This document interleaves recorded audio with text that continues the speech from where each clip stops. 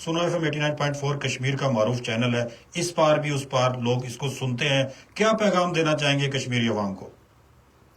دیکھیں، پاکستان ڈپلومیٹیکلی پولیٹیکلی کشمیر کے ساتھ کھڑا ہے، اور میں تو اپنے ذاتی طور پہ سمجھتا ہوں کہ پاکستان نامکمل ہے کشمیر کے بغیر.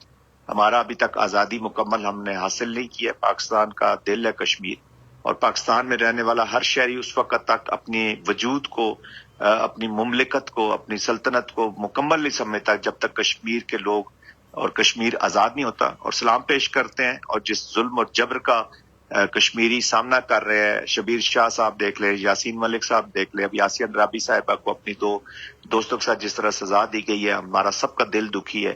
اور یہ ظلم جو ہے یہ مٹ کے رہے گا، اور انشاءاللہ ہم ہر جوان کے ساتھ، ہر ماں بہن کے ساتھ کھڑے ہیں، دل و جان سے کھڑے ہیں، اور انشاءاللہ ان کی یہ سٹرگل جو ہے رنگ لائے گی.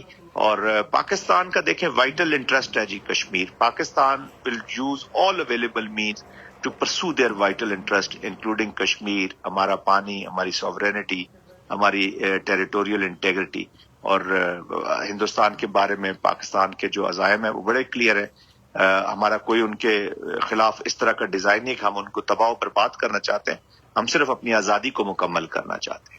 بہت شکریہ، آپ نے اپنا قیمتی وقت عنایت فرمایا. میرے ساتھ موجود تھے میجر جنرل ریٹائر زاہد محمود، دفاعی تجزیہ نگار تھے. بڑی تفصیل کے ساتھ گفتگو کی. پاکستان کا جو قائدانہ کردار ابھر کے سامنے آ رہا ہے، اس وقت مڈل ایسٹ کی جو صورتحال ہے اس میں امن کوششوں میں جس طرح سے پاکستان ایک ابھرتی ہوئی طاقت کے طور پہ سامنے آ رہا ہے، پھر بھارتی وزیر خارجہ کی پریشانیاں اور اجلت میں دیے گئے شرمناک بیان، اس پہ گفتگو کی. کشمیر پہ سیر حاصل گفتگو کی، اور پھر فتنہ الخوارج اور اس کے جو سرپرستوں کے خلاف پاکستان جو تابڑ توڑ حملے کر رہا ہے اس آپریشن سے متعلق بھی گفتگو کی کہ کب تک ہم جو ہے نا مکمل صفایا کر پائیں گے ان ناسوروں کا جو پاکستان میں آگ اور خون سے ہولی کھیلتے ہیں.